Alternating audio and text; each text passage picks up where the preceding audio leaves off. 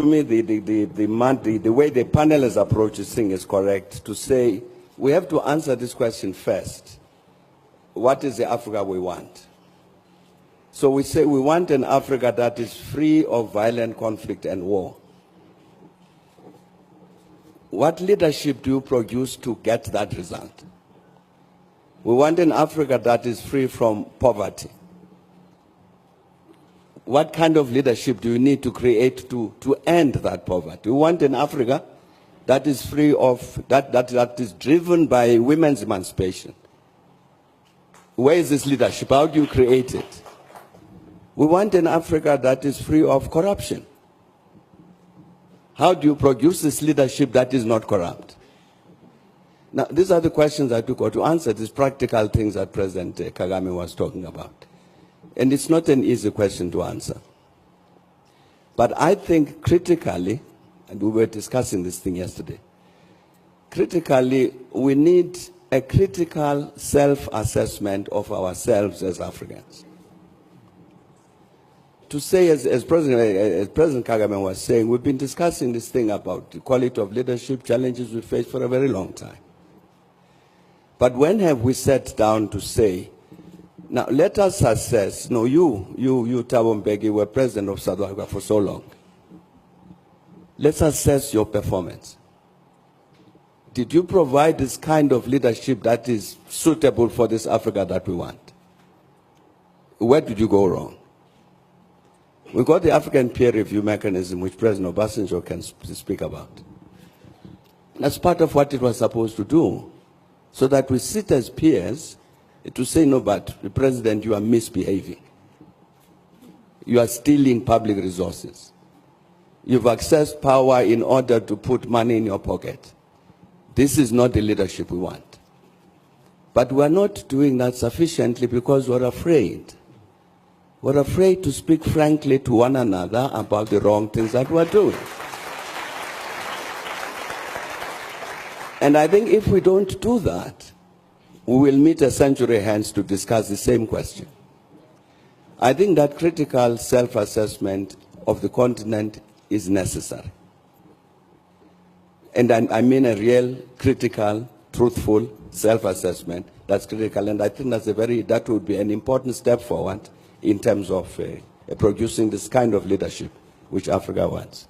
I'm handing this to President Kapp. I suspected you might do that, yes.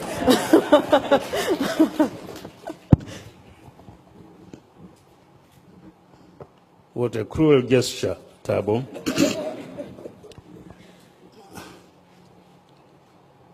We want an Africa, as you said, where there is equality of gender, equality of opportunity,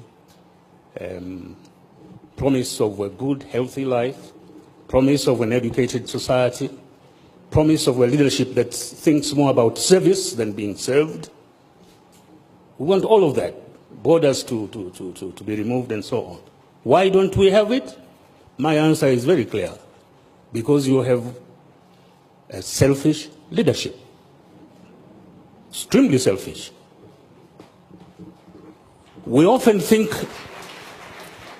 of the problem of leadership as being the problem of the leaders alone. Fine. They must be defined, have integrity, have all those we want. But to succeed, they must be able to implant those attributes in the population.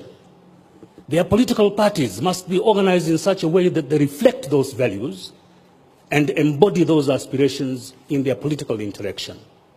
If they don't, you have trouble. We are multi-ethnic societies. What basic values have we embodied in these societies? Equality? Or is it diversity? How do you convert diversity into strength rather than diversity as a cause for war and internecine fighting? Can it be done? It can be done. It's been done in centuries before, in Europe and elsewhere. Why can't it be done in Africa? But we don't have the will because we are selfish. We are concerned of the here and now in the seat I am in. That's wrong.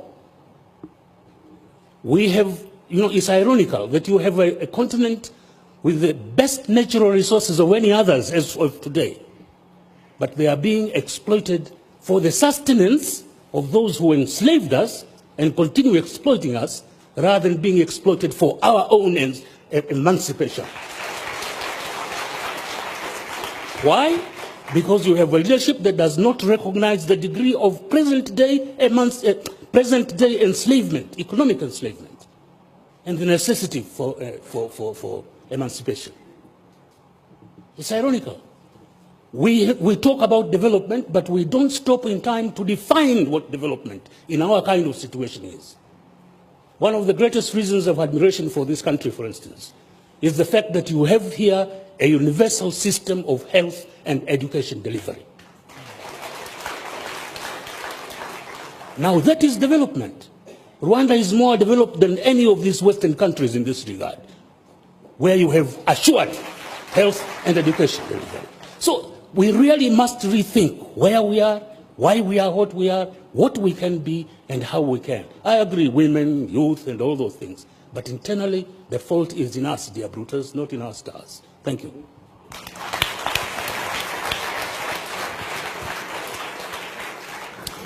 Thank you very much.